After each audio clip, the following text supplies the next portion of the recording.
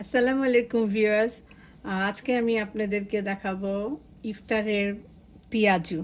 পিয়াজু আমরা সবাই বানাতে আমরা জানি, কিন্তু এক একজনের পিয়াজু বানানোর স্টাইল এক এক রকম। তো আমি আমার মতো করে যেটা বানাই সেটা আমি আপনাদেরকে শেয়ার করতে চাই। তো মসুরের ডাল আমি ব্লেন্ড করে নিয়েছি, এটা সবাই জানি মসুরের ডাল। আর কেউ এটার সাথে মাঝে কেউ বুটের ডাল দিতে পারেন, বাট এটা যার যার ইচ্ছা। তো বোড়াটার ক্রিস্পি হওয়ার মানে পেঁয়াজুটার ক্রিস্পি হওয়ার মেন সিক্রেট হচ্ছে মেজারমেন্ট। আপনি কতটুক ব্লেন্ড করা মসুরের ডালের ভিতরে কতটুক পেঁয়াজ দিবেন, এবং পেঁয়াজটা আমি দেখেছি পেঁয়াজটা যদি খুব সুন্দর করে কুচি কুচি করে কাটা যায় তো পেঁয়াজুটা একটু ক্রিস্পি বেশি হয়। তো এখানে আমি ছোটো কাপের 1 কাপ ডাল নিয়েছি। ডালটা ব্লেন্ড করে ওভারনাইট ভিজে রাখছিলাম, তারপরে ব্লেন্ড করে নিলাম। এখানে আমি একটা মিডিয়াম সাইজের, আমাদের আসলে এক এক দেশের পেঁয়াজের সাইজ এক এক রকম, আমার সাইজটা ছিল এতটুক। তো আমি ওইটার পুরো পেঁয়াজটা দিয়ে দিলাম, অনিয়নটা। আর আমি ধনেপাতা কুচি দিচ্ছি, আর মরিচ কুচি দিচ্ছি, আর পুদিনা পাতা আমি এতটুক দিব, খুব বেশি দিব না। আবার একটু একটু দিলে মানে মোটামুটি একটু দিলে স্মেলটা খুব সুন্দর, একটা মুসুরের ডালের যে একটা স্মেল, মানে একটা কাঁচা গন্ধ বা যেটা আমরা বলি, সেটা সুন্দর চলে যায় যদি আপনি পুদিনা পাতাটা দিবেন। পুদিনা পাতাটা আবার খুব একটা কুচি কুচি করবেন না, ঠিক এই সাইজ করে নিলেই হবে। তো এই এই তিনটা কি, পেঁয়াজ কুচি, ধনেপাতা কুচি, পুদিনা পাতা কুচি, আর কাঁচামরিচ। আর আমি সামান্য একটু হলুদের পাউডার দিয়ে দেবো, বেশি না, যাতে হলুদের গন্ধ না বলে। আর আমি দিয়ে দিচ্ছি একটু জিরা পাউডার। এখানে আর কিছুই দিতে লাগবে না, ধনে পাউডার বা অন্য কোনো কিছু, কিচ্ছু না। আর স্বাদ মতো দিয়ে দিবেন একটু লবণ। তো এগুলো আমি খুব ভালো মতো একটু মিক্সড করে এভাবে হাত দিয়ে একটু ভালো মতো একটু কোচে কোচে কোচে এটাকে আসলে করতে হবে। আর ব্লেন্ড যখন করা যাবে, ব্লেন্ডটাও একটা ইম্পর্ট্যান্ট। ব্লেন্ডটা খুব সুন্দর করে স্মুথভাবে ব্লেন্ড হবে। আবার কিছু কিছু একটু দানা দানা থাকলেও কোনো অসুবিধা নাই, সেটাও ক্রিস্পি হয়। আমার এখানে কিন্তু বেশ দানা দানাও আছে, এই যে দেখেন বেশ দানা দানা। তো এটাতে কোনো অসুবিধা হবে না। কিন্তু যখন এগুলো সব মিলাবেন, মিক্সড করব আমরা যখন, তখন একটু একটু কোচে কোচে একটু মিক্সড করলে তাহলে পেঁয়াজটা একটু সফট হবে। তো এইভাবে করে একটু মিক্সড করে দেখেন আমার এই কালারটা, এই যে ঠিক এক্স্যাক্টলি এরকম হবে।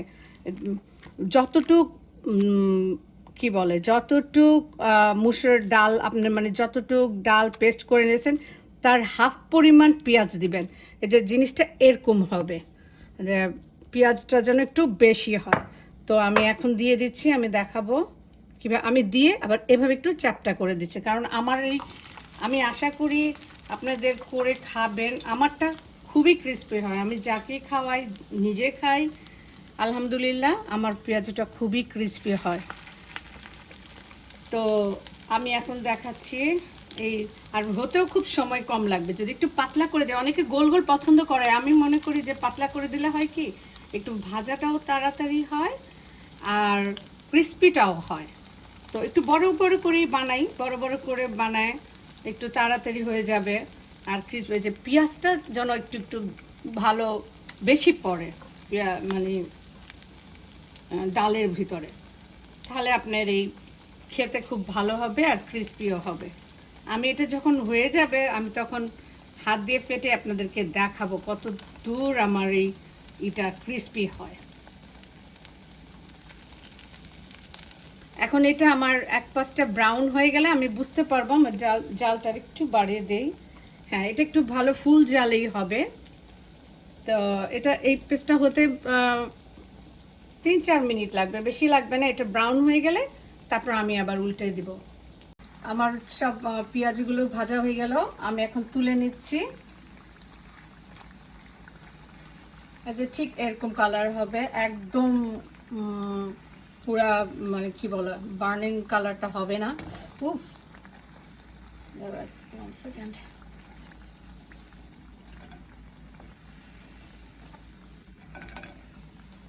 এটা একটু বেশি ভাজা হয়ে গেছে চোখে।